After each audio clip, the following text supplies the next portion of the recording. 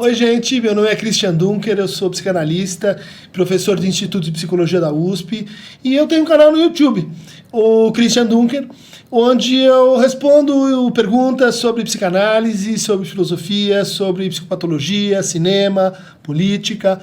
Então, convido vocês a se inscrever no meu canal e a assistir o conteúdo dele aqui no 247, o querido 247, que está nesse projeto tão importante de compartilhamento de saber e de abertura de mundos. Obrigado.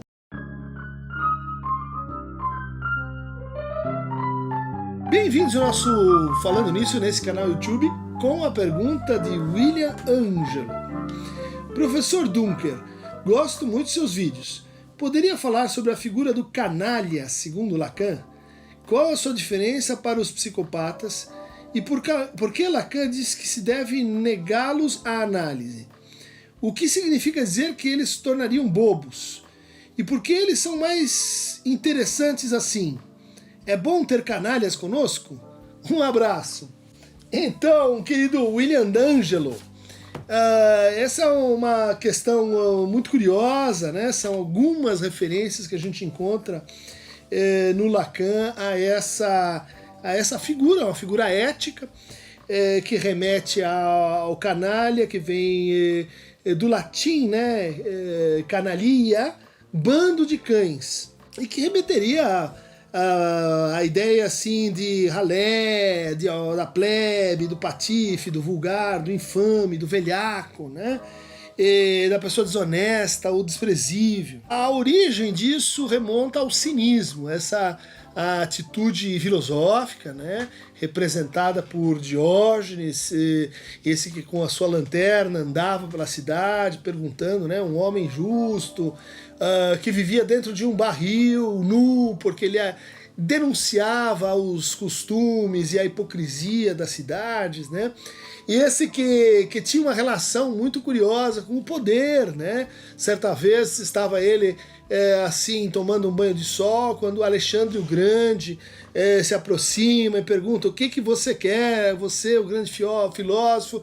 E ele olha assim pro imperador da Macedônia e diz: eu quero que o senhor vá assim um pouquinho assim mais para a esquerda, porque está atrapalhando o sol que eu estou tomando. Ou seja, o cinismo era uma atitude crítica muito importante, uma das escolas helenísticas que concorreram para a construção dessa cuidado de si, né, desse conjunto de reflexões sobre o que é a vida, como a gente deve encará-la, né, que tipo de práticas isso deve formar. Mas o cinismo contemporâneo não tem nada a ver com essa escola antiga de onde se origina, né, a noção de canalha. O cinismo contemporâneo, ele aponta para aquela pessoa que é puramente instrumental, né? É que ela age pelos interesses e os interesses de ocasião, né? Ela age subalternizando os outros, ela age uma espécie assim de patologia do excesso de indivíduo em alguém, né? Somos todos filhos da modernidade, então nos entendemos a partir dessa referência comum, que é o indivíduo. O indivíduo e o sujeito são duas categorias que se tensionam, né, na psicanálise, não são exatamente a mesma coisa, mas aí a gente tem esses dois momentos, né, são duas falas do Lacan, uma em televisão, de 1974, né, uma intervenção que ele faz na TV, e a outra de um conjunto de seminários conhecidos como O Saber do Psicanalista, traduzidos em português com Estou Falando com as Paredes, aqui pela Jorge Zahar, onde a gente vai encontrar na página 119 esse desenvolvimento que ficou famoso. Eu já falei do que se passa na psicanálise. Deve-se de todo modo precisar realmente de certos pontos que já abordei. Portanto, creio termos chegados a um ponto que me permite tratá-lo brevemente. É que o único discurso, e rendamo-lhe homenagem, no sentido em que cataloguei 4 discursos, é o único discurso, ele está falando do discurso do analista, né? É o único que é tal que a canalice leva necessariamente à imbecilidade, né? Então, qual que é a ideia?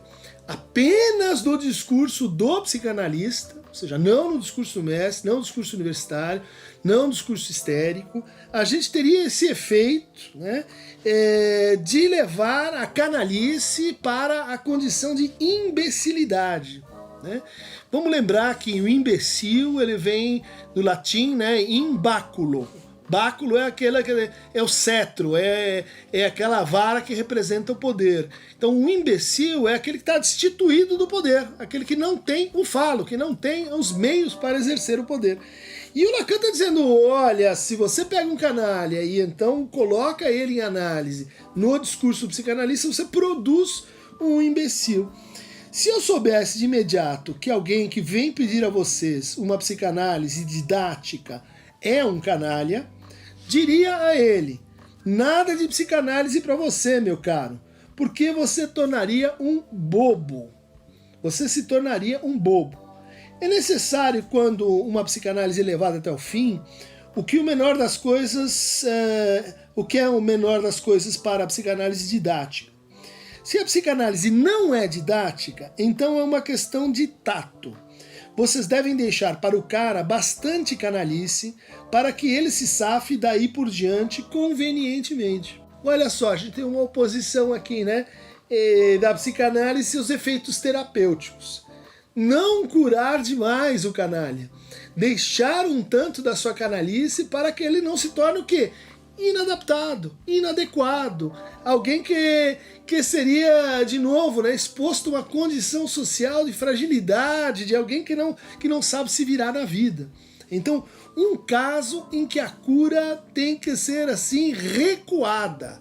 Não cure demais o canalha, né? Deixe um tanto de vitamina C dentro dele. É propriamente terapêutico. Vocês devem deixá-lo sobrenadar, né? Mas para a psicanálise didática não podem fazer isso, porque Deus sabe o que daria. Suponham um psicanalista que permaneça canalha. Isso assombra o pensamento de todo mundo.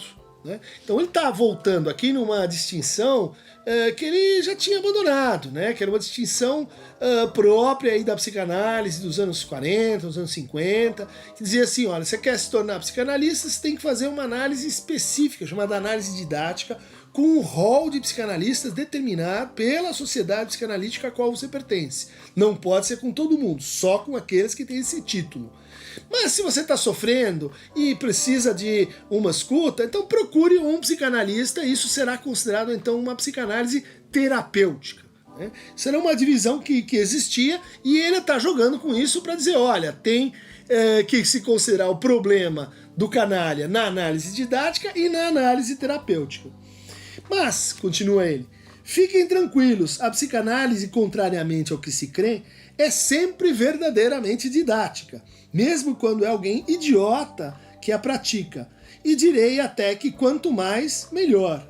Ou seja, ele armou uma distinção, um dualismo, e depois ele desfez esse dualismo, voltando à sua tese mais forte de que todo analista se autoriza por si mesmo e toda análise é didática, toda análise tem efeitos, né, de autorização para aquele que passa por ela.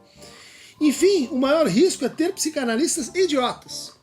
Olha só que tem uma derivação, a gente foi de imbecil, que não tem o báculo, para idiota. Idiotese em grego é aquele que é o quê? Sozinho, excessivamente individual, aquele que não consegue se socializar, aquele que não consegue fazer laço com o outro. Né? Aquele que está apartado, isolado. Um problema que a gente tenha um psicanalista que seja idiota, né? Por causa da sua canalice e porque a sua canalice vai se converter em idiotice. Mas é, como acabo de dizer, afinal semi-conveniente, porque de todo modo o objeto A no lugar do semblante é uma posição que pode sustentar-se. Eis aí, pode-se ser idiota de origem também.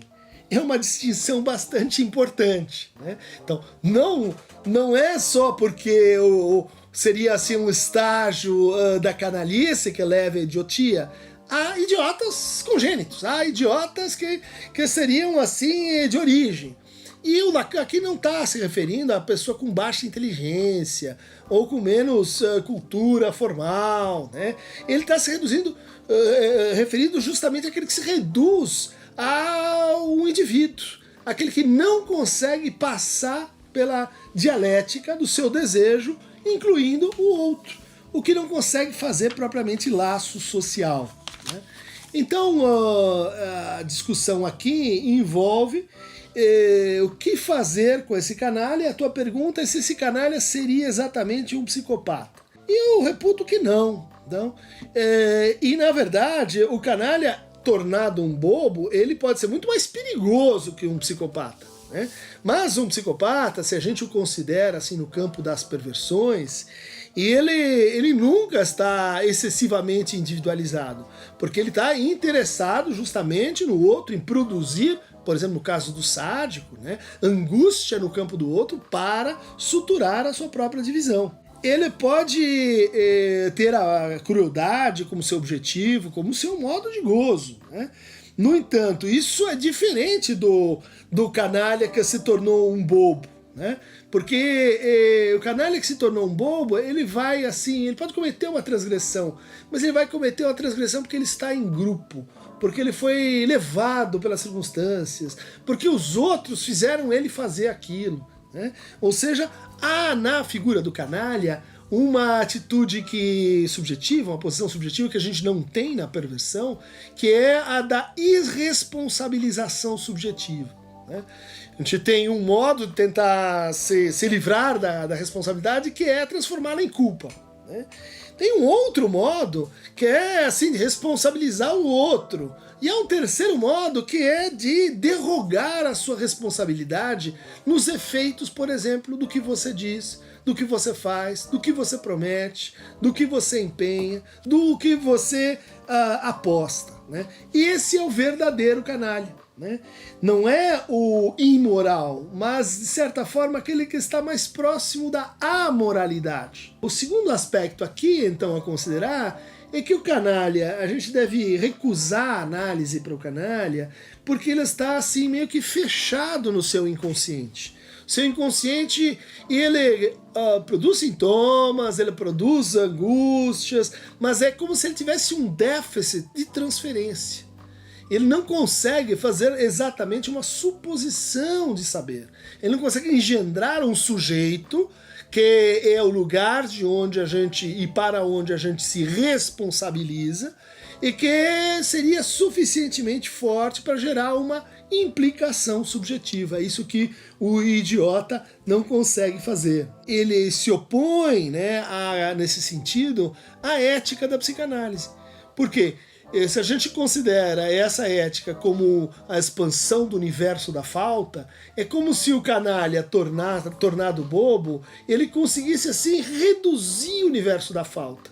A falta fica assim reduzida a pequenas discussões, a pequenas vantagens, a pequenos ganhos narcísicos, e é a figura então do apequenamento que a gente pode ter em alguns indivíduos. Ele pode então, pela hipótese levada a cabo aqui pelo Lacan, se tornar um psicanalista, e às vezes a gente encontra algo assim por aí, né?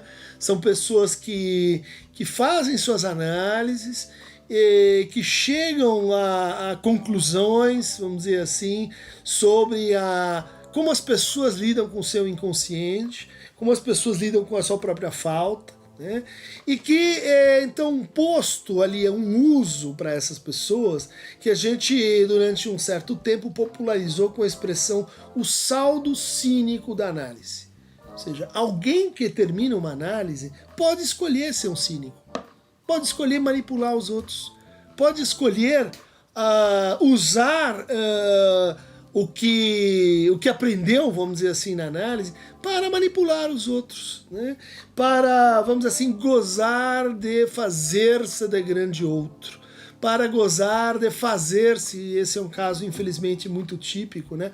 O psicanalista, o guardião da ordem, ou que sabe que de fato Lacan disse e que Freud o inspirou e etc. E usa isso cinicamente. Por quê? Porque não é um crente, não é alguém que toma psicanálise num registro religioso, enfim, acredita tão rigorosamente que torna aquilo um cânone ou uma doutrina. É alguém que sabe que a psicanálise é um saber que está articulado pela douta ignorância, que é um saber fazer, que é um saber parcial, um saber em tensão com a verdade. Ou seja, alguém que experimentou a sua castração, mas que prefere, né, gozar com a castração alheia. Isso está incluído como uma possibilidade desse momento em que a pulsão se separa da fantasia, e então o sujeito está livre para escolher o que quer fazer com a pulsão, né? E nesse sentido pode querer fazer, né, simplesmente a satisfação tomando o outro e manipulando o outro para isso, né? No seminário 17, o Lacan dá uma definição do que vem a ser a canalice. O seminário 17 é anterior a esse fragmento que a gente está comentando. Lá ele diz assim: toda canalice repousa em querer ser o grande outro de alguém. Ali mesmo onde se desenham as figuras, onde seu desejo será captado. Então o que é isso? Querer ser o grande outro de alguém, né? É se colocar naquela posição em que eu sei o que é melhor para você. Se identificar com a posição de tradutor dos efeitos e lapsos do inconsciente, dos sonhos, da verdade que está em causa na nossa divisão subjetiva. Então, em vez de apontar para o outro e dizer, olha, aí o outro está falando, o cínico, o canalha, o imbecil, o idiota, o que ele faz? Ele usa isso para se instalar confortavelmente nesse desenho de figura, né, de grande outro que estaria então dominando o saber daquele sujeito e influenciando aquele sujeito para, no fundo, reproduzir indefinidamente aquela relação de transferência nesses termos, né? Ou seja, a análise vai ficar um pouco mais complicada para encontrar o seu fim, né? Mas curiosamente, há uma variante política do que Lacan chama de o canalha.